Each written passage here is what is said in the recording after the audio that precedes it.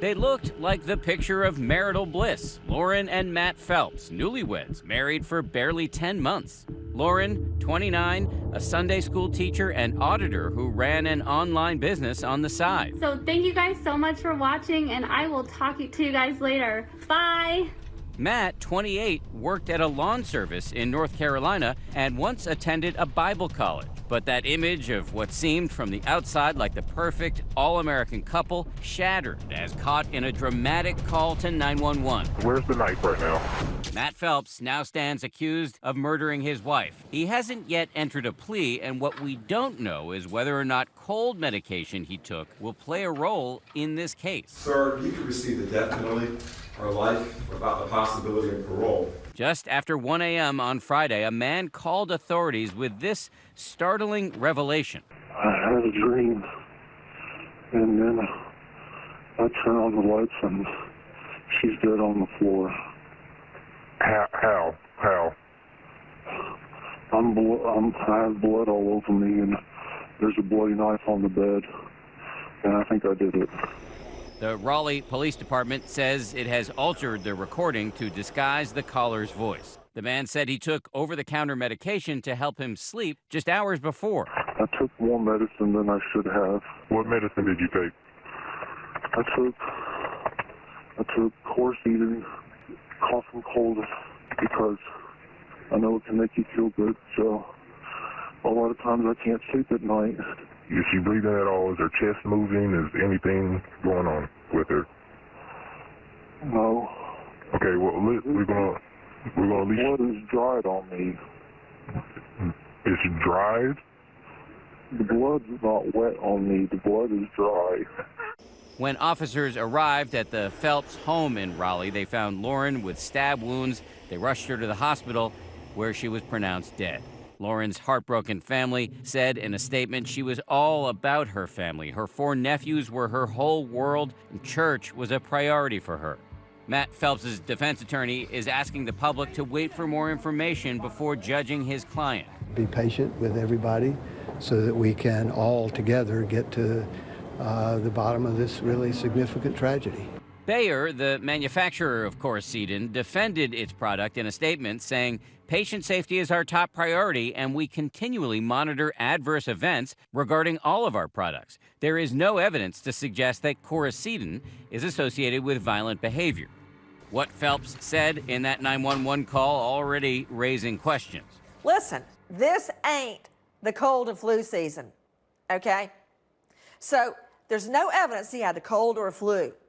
He also said he takes Corsetin because it makes him feel good and helps him go to sleep. He said nothing about being ill. If there was literature, proof, evidence that this particular cough syrup has led to violent episodes in the past, could there be a defense? Maybe, particularly if there was no warning. But there is no evidence that we know of.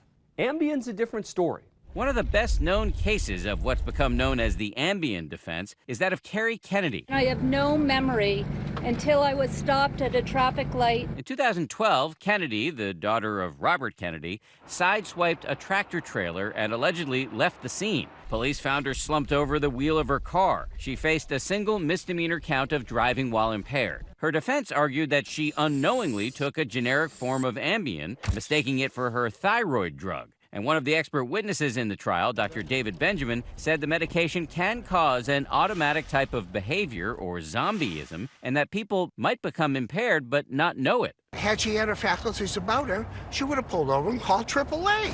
Sanofi, the maker of Ambien, said in a statement that it stands behind the robust clinical data that have demonstrated the safety and efficacy of Ambien since its approval in the U.S. in 1992. Kennedy was found not guilty, but in another case, one not involving a traditional pharmaceutical, the outcome was tragically different. Report of a domestic violence in progress. In April 2014, Christine Kirk called 911 saying her husband had taken some marijuana and was talking like it was the end of the world and wanted her to shoot him, telling the 911 operator that he was totally hallucinating. She grabbed the gun and she screamed and the line disconnected.